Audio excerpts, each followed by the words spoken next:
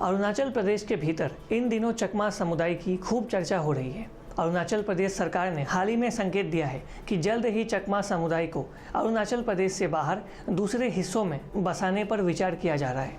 इस वीडियो में हम जानेंगे कि कौन है ये चकमा समुदाय जिनको लेकर अरुणाचल प्रदेश की राजनीति इस समय गरमाई हुई है। इसकी शुरुआत होती है वर्ष 1947 में, जब देश का बंटवारा धर्म के आधार पर किया गया था। ईस्ट पाकिस्तान, जो कि आज का बांग्लादेश है, वहाँ एक इलाका है जिसका नाम है चिटागोंग हिल ट्रैक्ट।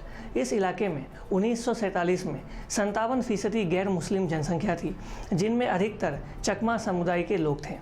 1947 में जब भारत और पाकिस्तान के बीच धर्म के आधार पर बंटवारा हो रहा था, उस समय चिटागोंग पहाड़ी, जहां गैर मुसलमानों की जनसंख्या अधिक थी, वहां के लोग चाहते थे कि चिटागोंग पहाड़ी क्षेत्र को भारत में शामिल किया जाए। इसको लेकर चकमा समुदाय के लोगों ने उस समय जवाहरलाल नेहरू और सरदार पटेल से भी मुलाकात की थी। इस मुलाकात में चकमा लोगों को आश्वस्त किया गया था कि बंटवारे के बाद चिटागोंग पहाड़ी क्षेत्र को हिंदुस्तान का हिस्सा बनाया जाएगा।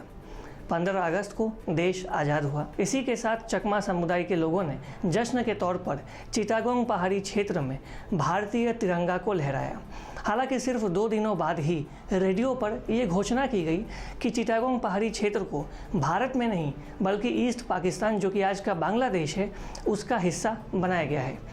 ऐसा इसलिए किया गया क्योंकि चिटागोंग पहाड़ी क्षेत्र बांग्लादेश के सिलहेट ज़िले का हिस्सा था और सिलहेट ज़िला मुस्लिम मेजॉरिटी वाला इलाका था और रेफरेंडम के दौरान सिलहेट के लोगों ने ईस्ट पाकिस्तान में जाने का फैसला किया था। जब पाकिस्तानी अधिकारियों को ये बात मालूम पड़ा कि चिटागोंग पहाड़ी क्षेत्र में रह रहे चकमा समुदाय के लोगों ने भारतीय तिरंगा को लहराया है, चकमा समुदाय को गद्दार के तौर पर देखा जाने लगा।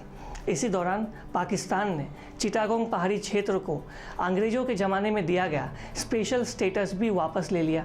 हज़ारों की संख्या में पाकिस्तान के दूसरे हिस्से से मुस्लिम आबादी चिटागोंग पहाड़ी क्षेत्र में आकर बसने लगी, जिससे चकमा और दूसरे गैर मुस्लिम समुदाय जो कि चिटागोंग पहाड़ी क्षेत्र में रह रहे थे, उन्हें अपनी ज़मीन छोड़कर जाना पड़ा। इसके अलावा 1962 में पाकिस्तान ने चिटागोंग हिल ट्रैक्ट, जो कि चिटागोंग पहाड़ी क्षेत्र है, उस इलाके में कप्ताई हाइड्रो प्रोजेक्ट की शुरुआत की, जो कि एक डैम थी।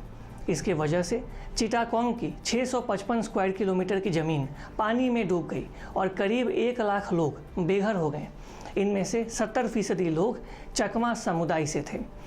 घर से बेघर होने के बाद कई चकमा समुदाय के लोग भागकर लुशाई हिल्स, जो कि आज का मिजोरम है, वहाँ पहुँचे।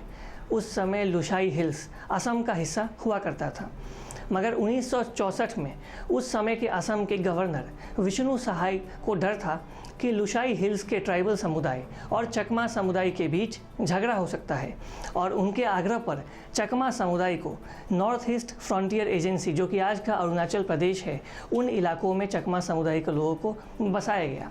हालांकि अरुणाचल प्रदेश के भीतर इसका खूब विरोध हुआ और इसी चकमा के विरोध के कारण all Arunachal Pradesh student union का जन्म हुआ था, जिसकी मांग है कि चकमा समुदाय को अरुणाचल प्रदेश के बाहर भेजा जाए।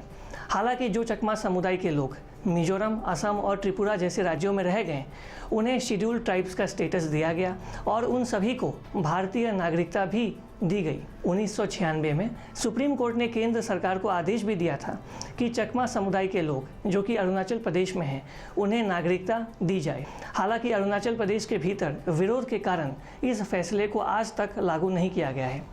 इसी तरह 2015 में भी सुप्रीम कोर्ट ने सरकार से कहा था कि चकमा समुदाय के लोगों को अरुणाचल प्रदेश के भीतर नागरिकता मिले। हालांकि अरुणाचल प्रदेश के भीतर हो रहे विरोध प्रदर्शन के कारण अभी तक इसे लागू नहीं किया गया है। अरुणाचल प्रदेश के लोगों को डर है, अगर चकमा समुदाय के लोगों को नागरिकता दे दी जाए तो राज्य के भीतर मौजूदा सीमित रिसोर्सेज पर वो असर डालेंगे, जिससे अरुणाचल प्रदेश के भीतर रह रही जनजातियों को नुकसान होगा।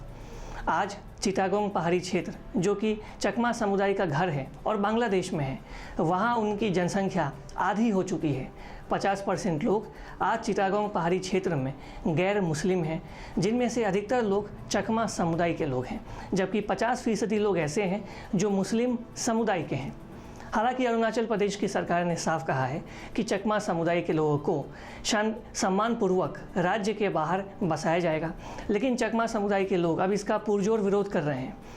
कई चकमा समुदाय के लोगों ने तो यहाँ तक मांग कर दी है कि उनके लिए एक अलग यूनियन टेरिटरी बनाया जाए और उन्हें अरुणाचल प्रदेश के भीतर ही रहने दिया जाए, मगर अरुणाचल प्रदेश के भीतर इसका पुरजोर विरोध हो रहा है और कई सारे लोग अरुणाचल प्रदेश में ऐसे हैं जो चकमा समुदाय को विदेशी मानते हैं और उनकी जो मांग है वो ये है कि चकमा समुदाय के जो लोग हैं उन्हें अरुणाचल प्रदेश से बाहर कहीं दूसरी जगह बसाया जाए।